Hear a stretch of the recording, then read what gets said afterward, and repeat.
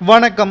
திராவிட முன்னேற்றக் கழகத்தில் இருக்கக்கூடிய எந்த ஒரு அமைச்சரும் யோக்கியமானவர் இல்லையா? நீதிமன்றம் கேட்ட ஒரே கேள்வியால் அமைச்சர் பொன்முடி அவர்கள் கதிகலங்கி விட்டார். இன்று நீதிமன்றத்தில் அமைச்சர் பொன்முடி அவர்கள் 2001ஆம் ஆண்டு முதல் 2006ஆம் ஆண்டு வரை செய்த ஊழல்கள், சொத்து குவிப்பு வழக்குகள் முறையாக தனது கணக்கை காட்டாமல் நீதிமன்றத்தில் இருந்து இந்த வழக்கை தள்ளுபடியும் செய்யப்பட்டது. ஆனால் கடந்த ஆண்டு ஆகஸ்ட் மாதம் நீதிபதி ஆனந்த் வெங்கடேசன் அவர்கள் பொன்முடி அவர்களுக்கு எதிராக ஆவணங்களை திரட்டாமல் அவரது வழக்கை தள்ளுபடி செய்வது நியாயமற்றது. உடனடியாக சிறப்பு நீதிமன்றமான எம்எல்ஏ மற்றும் எம்பிக்கள் மீதான சிறப்பு நீதிமன்றத்தில் பொன்முடி அவர்களுக்கு எதிராக மனு ஒன்றை தாக்கல் செய்தார். இதை எதிர்த்து உச்சநீதிமன்றத்தில் பொன்முடி அவர்கள் வழக்கு தொடர்ந்த நிலையில் ஆனந்த் நீதிவாசன் அவர்கள் வழக்கு தொடர்ந்தது சரிதான்,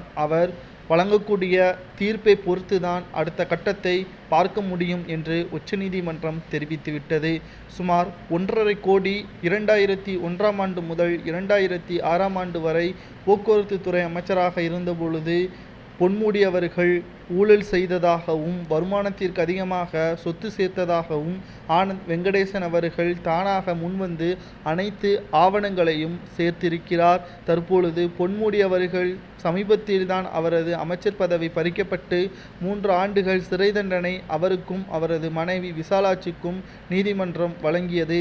அதனை எதிர்த்து ஜாமீன் வழங்கி பல போராட்டத்திற்கு மத்தியில் மீண்டும் அமைச்சராக பொறுப்பேற்றார். தற்பொழுது மீண்டும் சிறைக்கு செல்லக்கூடிய சூழ்நிலை ஏற்பட்டால் அமைச்சரவையிலிருந்து பொன்முடி அவர்கள் நீக்கப்படுவது உறுதிதான் என்ற தகவலும் வெளியாகியிருக்கிறது. திராவிட முன்னேற்றக் கழகத்தை பொறுத்தளவிற்கு 2 முறை அதிகபட்சமாக பொன்முடி அவர்களுக்கு வாய்ப்புகள் வழங்கப்பட்டு விட்டது.